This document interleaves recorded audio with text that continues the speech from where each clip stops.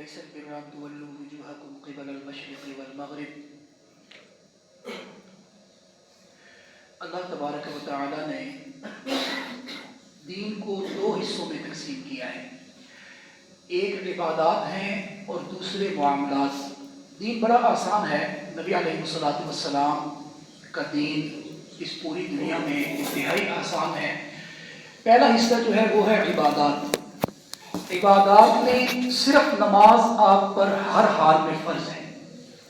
اگر مال ہے تو زکوٰۃ فرض ہے، مال ہے تو حج فرض ہے، اگر صحت ہے تو سال کے بعد روزے فرض ہوں گے، اگر جہاد فرض ہوگا تو جہاد فرض ہوگا. نماز ہر حال میں آپ پر فرض عین ہے. یہ کیا ہو گیا؟ عبادات.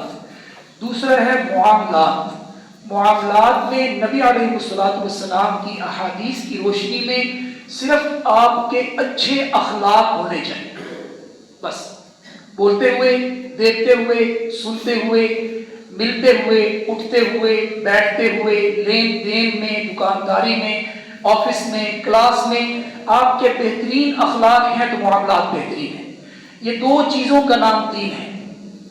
جب اہل یہود نے مسلمانوں کو نماز پڑھتے ہوئے دیکھا کہ مشرق کی طرف کبھی منہ کر کے نماز پڑھ رہے ہیں، کبھی بیت المقدس کی طرف منہ کر کے نماز پڑھ رہے ہیں، تو انہوں نے کہا کہ یہ کام تو ہم بھی کرتے ہیں، پہلی امتیں بھی کرتی ہیں، تو یہ مسلمانوں کو الگ دین کہاں سے مل گیا؟ تو ان کے رد میں اللہ تبارک و تعالی نے یہ قرآن کی آیت اتاری، لیس البر ان تولوا وجوہکم قبل المشرق والمغرب. کل بھی میں نے گزارش کی تھی کہ اللہ تبارک و تعالی کو صرف عبادت مقصود نہیں ہے، عبادت کرنی ہے، لیکن صرف عبادت مقصود ہے کہ آپ نماز پڑھ لیں، عبادت کر لیں، آپ کا دین مکمل ہے. یہ آیت بھی اس کو رد کر رہی ہے. صرف عبادت نہیں، صرف نماز نہیں، صرف روزہ نہیں، صرف حج نہیں، تو پھر عبادت کیا ہے؟ پھر دین کیا ہے؟ پھر نیکی کیا ہے؟ میں اور آپ اللہ تبارک و تعالیٰ سے پوچھتے ہیں تو اللہ تبارک و تعالیٰ نے فرمایا وَلَكِنَّ الْبِرَّ مَنْ آمَنَ بِاللَّهِ وَالْيَوْمِ الْآخِرِ وَالْمَلَائِكَةِ وَالْكِتَابِ وَالنَّبِيِّينَ. یہود کو فرمایا کہ آپ اپنے نبی کو تو مانتے ہو، دوسروں کے نبی کو مانتے، اپنی کتاب کو تو مانتے ہو، دوسروں کی کتابوں کو مانتے نہیں ہو. نہ مسلمانوں کی کتاب کو مانتے ہو، نہ عیسائیوں کی کتاب کو مانتے ہو. ہم مسلمان جو ہیں ساری کتابوں پر ایمان لانا ہمارا حصہ ہے. ہمارے ایمان کے لیے شرط ہے وَلَكِنَّ الْبِرَّ مَنْ آمَنَ بِاللَّهِ وَالْيَوْمِ الْآخِرِ وَالْمَلَائِكَةِ وَالْكِتَابِ وَالنَّبِيِّينَ. آگے جو ہے اللہ تبارک و تعالیٰ نے زکوٰۃ کے مصارف کو بیان کیا. کل بھی میں نے گزارش کی تھی کہ دوسروں کے لیے جینا ہی دین ہے. نبی علیہ الصلوۃ والسلام کی احادیث آپ دیکھیں گے، اس کی روشنی میں نماز تو فرض ہے، روزہ فرض ہے، وہ آپ کے لیے کر رہے ہیں، اپنے لیے آپ عمل کر رہے ہیں. آپ نے جب دوسروں کے لیے جینا شروع کرنا ہے تو وہاں سے دین کی ابتدا ہو رہی ہے. وہاں سے اسلام کا معنی کیا ہے؟ سلامتی. ایمان کا معنی کیا ہے؟ امن.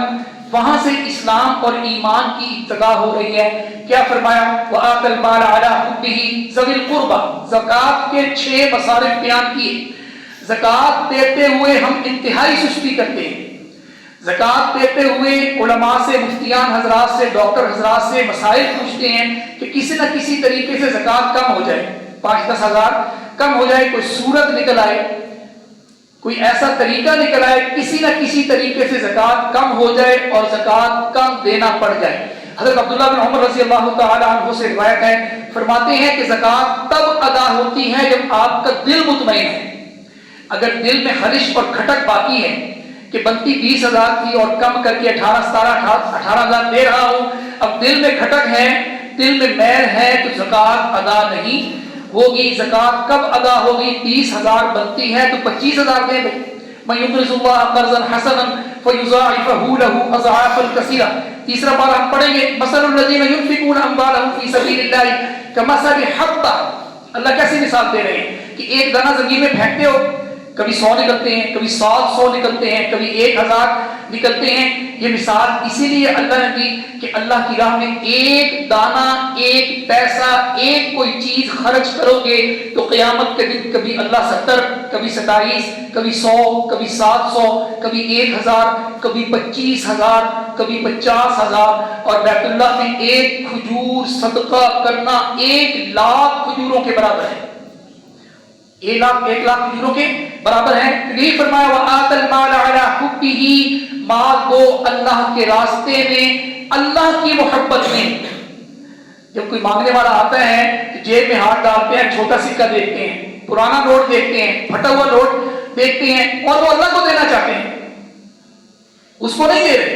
اللہ نے اس کے دل میں ڈالا اور اللہ نے اس کو آپ کے پاس بھیجا، اور وہ بندہ آپ کے پاس آیا۔ قیامت کے دن ایک حدیث مجھے یاد آ رہی ہے، قیامت کے دن نبی علیہ السلام نے فرمایا ایک بندہ اللہ کے پاس آئے گا، اللہ اس سے کہے گا میں تمہارے پاس آیا تو مجھے کپڑوں کی ضرورت تھی، تو نے مجھے کپڑے نہ دیے، میں پھٹے ہوئے جوتوں کے ساتھ تمہارے پاس آیا تھا، میں بھوکا تھا، پیاسا تھا، تو نے مجھے کھانا کھلایا۔ اور وہ کہے گا اے اللہ تبارک و تعالیٰ آپ تو تمام چیزوں سے ماورا ہیں، سبحان ہے، آپ تو پاک ہیں۔ تو اللہ تبارک و تعالیٰ اس بندے سے کہیں گے، حدیث کے الفاظ ہیں قیامت کے دن کہ میں نے اس کے دل میں ڈالا، القاء کیا کہ میرے فلاں امیر بندے کے پاس جاؤ اور اس کے پاس میرے نام سے مانگو، وہ تمہیں دے گا میرے راستے میں، اور تو نے مجھے نہ دیا۔ وَآتَ الْمَالَ عَلَىٰ حُبِّهِ ذَوِي الْقُرْبَىٰ، زکوٰۃ کے 6 مصارف ہیں۔ پہلا مصرف ذوی القربہ، قریبی رشتہ دار، ذوی القربہ قریبی پڑوسی، ذوی القربہ قریبی پڑوسی بھی ہو اور رشتہ دار بھی ہو، اس کا سب سے پہلے حق ہے۔ پڑوسی بھی ہو بھائی، پڑوسی بھی ہو بہن، پڑوسی بھی ہو چچا پھوپھی، اوپر زکوٰۃ نہیں دے گی، باپ کو دادا کو نیچے زکوٰۃ نہیں دے گی، بیٹے کو پوتے کو، ٹھیک ہے، بھائی کو دے سکتے ہیں، بہن کو دے سکتے ہیں، جو ہے وَآتِ ذِی الْقُرْبَىٰ حَقَّهُ، ذوی القربہ۔ دوسرا کون سا ہے؟ وَالْيَتَامَىٰ، یتیم۔ یتیم دیکھیں گے نبی علیہ السلام نے فرمایا جو یتیم کے سر پر ایک بار ہاتھ پھیرتا ہے، اس کے ہاتھ کے نیچے جتنے بار آتے ہیں اللہ اس کو اتنے گناہ معاف فرما ہے، اللہ تبارک و تعالیٰ اس کے اتنے درجے بلند فرما دیتے ہیں، اللہ تبارک و تعالیٰ اس سے خوش ہوتے ہیں۔ اور جو یتیم کے سر پر ہاتھ رکھتا ہے، حدیث کا مفہوم ہے اللہ تبارک و تعالیٰ قیامت کے دن اس کے سر پر رحمت کا ہاتھ رکھیں گے۔ تلاش کریں، یتیم ہے، حقدار ہے، صاحب استطاعت نہیں ہے، اس پر زکوٰۃ لگتی ہے، تلاش کریں اس کو، جو ہے والمساکین، مسکین کو، تیسرا جو مصرف ہے مسکین۔ مسکین کون ہے؟ بھوکا پیاسا، جس کے پاس گھر کھانا کپڑے نہ ہو، جو ہے وہ مسکین ہے، جس کے پاس ایک وقت کا کھانا ہے۔ حضرت عبداللہ بن عباس رضی اللہ تعالیٰ فرماتے ہیں دوسرے وقت کا اگر کھانا نہیں ہے وہ مسکین ہے، اس کو زکوٰۃ آپ دے سکتے ہیں۔ وَآتِ ذِی الْقُرْبَىٰ وَالْيَتَامَىٰ وَالْمَسَاکِینِ۔ چوتھا کون سا ہے؟ جو قرضے میں ڈوبا ہوا ہے، مقروض ہو چکا ہے، قرضہ ادا نہیں کر سکتا، اللہ تبارک و تعالیٰ نے فرمایا مؤمن ہے اور مقروض ہے، اس کو بھی آپ زکوٰۃ دے کر جو ہے اس کا قرضہ اتار کر جو ہے اس کی گردن جو ہے وہ چھڑا سکتے ہیں۔ وہ بالسبیل، مسافر، آپ جاتے ہیں نا اسٹیشنز پہ، بسوں کے اڈوں پر، تو کچھ لوگ کھڑے ہوتے ہیں کہ جناب ہماری جیب کٹ گئی ہے، ہمارے پاس ٹکٹ کے پیسے نہیں ہیں، آپ 4 دن بعد جاتے ہیں پھر وہی کھڑے ہیں، ان کو نہیں۔ جو حقیقی مسافر ہیں اس کی جیب کٹ گئی ہے، اس کا مال ضائع ہو چکا ہے، چاہے جتنا بھی امیر ہے، اب تو موبائل کا دور ہے، لیکن جب قرآن اترا اس وقت کیا کہا؟ مسافر ہیں اور حقدار ہیں، اس کے پاس مال نہیں ہے، دور کہیں کسی شہر میں ہے، کسی ملک میں ہے، اس کو بھی زکوٰۃ دے کر اس کے گھر روانہ آپ کر سکتے ہیں۔ وَابْنَ السَّبِيلِ وَالسَّائِلِينَ، اور جو زکوٰۃ اکٹھی کرتے ہیں، سفیر، کسی ادارے کے سفیر ہیں، وکیل ہیں، دوسرے اداروں میں جاتے ہیں، جیسے مسجدوں میں لوگ جاتے ہیں زکوٰۃ اکٹھی کرتے ہیں، جنہیں کہا جاتا ہے عاملین زکوٰۃ، ان کو بھی زکوٰۃ جو ہے آپ دے سکتے ہیں۔ تو یہ زکوٰۃ کے 6 مصارف ہیں، ان 6 مصارف کو تلاش کر کے آپ نے زکوٰۃ دینی ہے۔ تصویر کا دوسرا رخ، اگر زکوٰۃ نہیں دی، زکوٰۃ فرض ہے، نبی علیہ الصلوۃ والسلام نے کیا فرمایا؟ من آتاہ اللہ مالا فلم یؤدی زکوٰۃ مثل له مالہ یوم القیامۃ شجاعا اقرع له زبیبۃ، جس کو اللہ نے مال دیا اور پھر وہ زکات نہ دے، قیامت کے دن جہنم کے اندر اللہ ایک اژدہا کو پیدا فرمائیں گے۔ یہ حدیث کی 3 کتابوں کے اندر حدیث موجود ہے، بخاری میں، مسلم میں، ابو داؤد میں۔ زکات نہ دے، اس کے پاس مال ہے، تو قیامت کے دن اللہ تبارک و تعالیٰ ایک اژدہا پیدا فرمائیں گے۔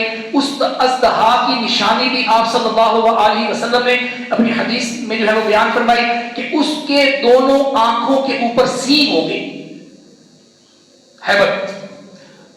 کچھ محدثین نے یہ معنی کیا ہے کہ اس کی دونوں آنکھوں کے گرد سیاہ حلقے ہوں گے، یہ معنی بھی محدثین نے جو ہے اس کی ہیبت، اس کی وحشت جو ہے اس کو بیان فرمایا۔ اور وہ اس کے منہ کے سامنے آئے گا اور پھر اس سے کلام کرے گا، حدیث کے الفاظ ہیں، وہ اژدہا اس شخص سے کلام کرے گا اور اسے کہے گا انا مالک، میں تیرا مال ہوں، وانا کنزک، میں تیرا خزانہ ہوں، سونے چاندی جواہرات فیکٹریاں یہ وہ، میں تیرا خزانہ ہوں، پکڑ بھائی۔ دنیا کے اندر تو بڑی محبت سے پکڑا کرتا تھا، میں تیرا خزانہ ہوں، میں تیرا مال ہوں، پکڑ جو ہے۔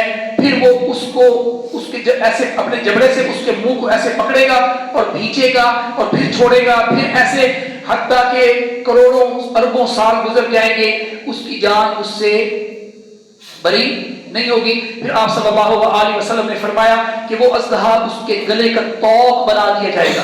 ثم تلا النبی صلی اللہ علیہ وسلم، پھر نبی علیہ الصلوۃ والسلام نے قرآن کی یہ آیت کی تلاوت فرمائی، ولا يحسبن الذين يبخلون بما آتاهم الله من فضله هو خير لهم بل هو شر لهم، کہ جو لوگ گمان کرتے ہیں کہ اللہ نے ان کو مال دیا، وہ مال ان کے لیے بہتر ہے، اللہ کا فضل ہے، ھذا من فضل ربی، لوگ لکھتے ہیں نا مکانوں، یہ فضل ہے، یہ بہتر ہے۔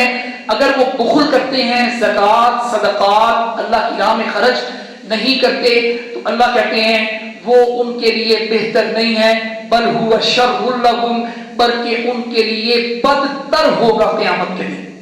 دنیا میں تو ہے ہی حرام مال جو ہے وہ ہے ہی ہے، بدتر ہو جائے گا۔ یہ پہلا رکوع جو ہے آج ہم نے جو پڑھنا ہے، یہ زکوٰۃ کے مصارف اس کے اندر جو ہے وہ بیان کیے گئے ہیں۔ آگے جو ہے روزے کی فرضیت کو بیان کیا گیا، یا ایھا الذین آمنوا کتب علیکم الصیام کما کتب علی الذین من قبلکم لعلکم تتقون۔ باقی جتنے عبادات ہیں، حج ہے، نماز ہے، زکوٰۃ ہے، جتنی عبادات ہیں حدیث کے اندر اور قرآن مجید کے اندر، اگر وہ رہ جائیں تو اس کے لیے لفظ جو استعمال کیا اللہ نے بھی اور رسول اللہ صلی اللہ علیہ وسلم نے بھی، وہ ہے فعلیہ القضاء، اس پر قضا لازم ہے، اس پر قضا جو ہے واجب ہے۔ نماز رہ گئی تو قضا واجب ہے، لیکن روزوں میں اللہ نے ایسی رحمت بیان کی کہ اگر روزے رہ جائیں تو اس کے لیے اللہ نے نفس ہی تبدیل فرما دیا ہے، فعدۃ من ایام اخر، کہ وہ گنتی کے بعد، رمضان کے بعد گنتی کے دن پورے کر لیں۔ یہ کیوں کہا؟ یہ اس لیے کہا کہ ایک روزہ دو بندوں پر فرض نہیں اس وقت، ایک مسافر اور دوسرا بیمار، من کان مریضا او علی سفر، ایک مریض اور دوسرا مسافر جو ہے اس پر روزہ جو ہے اس وقت جو ہے واجب اور فرض جو ہے وہ نہیں ہے۔ اگر وہ مریض ٹھیک نہیں ہوتا اور اسی مرض میں اس دنیا سے چلا جاتا ہے تو اس پر روزہ فرض ہوا ہی نہیں۔ فعدۃ من ایام اخر کا معنی یہ۔ اور اگر سفر میں ہے، دور کا سفر ہے، کٹھن سفر ہے، اور اس سے واپس آتے ہوئے اس دنیا سے چلا گیا ہے تو اس پر بھی روزے وہ فرض جو ہے وہ نہیں ہے، کیونکہ اس کو جو ہے وہ مہلت نہیں ملی۔ فعدۃ من ایام اخر کا جو معنی ہے وہ اس کے اندر یہی ہے کہ اس پر روزے فرض ہی نہیں ہوئے۔ اگر آ گیا، صحت مند ہو گیا، گھر پہنچ گیا تو پھر گنتی کے دن جتنے دن اس نے روزے چھوڑے ہیں ان کو پورا کر لے۔ آگے جو ہے حج کو فرض کیا گیا، الحج اشہر معلومات، حج کو فرض کر کیا گیا۔ اس کے بعد جو ہے سود کے بارے میں اللہ تبارک و تعالی نے بیان فرمایا کہ سود یمحق اللہ الربا ویربی الصدقات۔ آگے کیا فرمایا کہ جو سود کھاتا ہے، لکھتا ہے، دیتا ہے، لیتا ہے، جیسے معاملات اس کے ساتھ ہیں اس سے منسوب ہے، اس کے ساتھ نسبت ہے، تو قرآن کہتا ہے کہ اللہ اور اس کے رسول کے ساتھ جنگ کرنے کے لیے تیار ہو جائے۔ جنگ ہوگی، قرآن میں واضح لفظ ہے، جنگ ہوگی، ہم جنگ کریں گے، اللہ بھی جنگ کرے گا، اللہ کہتے ہیں میں بھی جنگ کروں گا اس سے، اور رسول اللہ صلی اللہ علیہ وسلم نے بھی فرمایا کہ میں بھی جو ہے قیامت کے دن اس سے جنگ کروں گا۔ آگے قرآن مجید میں بیان فرمایا کہ سود آپ کھاتے ہو، لیتے ہو اور سمجھتے ہو کہ آپ کا مال بڑھ رہا ہے، آپ کا مال بڑھ رہا ہے، ہو سکتا ہے اب نقصان نہ ہو، 10 سال بعد ہو، 20 سال بعد ہو، قرآن کہتا ہے رأس المال بھی ختم ہو جائے گا، جو اصل مال ہے 1 लाख पर आप सूद ले रहे हैं, 1 लाख दे के कुरान कहता है वो 1 लाख खत्म होगा, 1 लाख खत्म, चाहे आपके बच्चों से खत्म हो, आपके जरिए खत्म हो, उसकी बरकत खत्म हो, बीमारी के जरिए किसी सूरत में जो है वो लग जाए, वो खत्म होगा। तो ये सूद के बारे में जो है अल्लाह तबारक व तआला ने बयान फरमाया।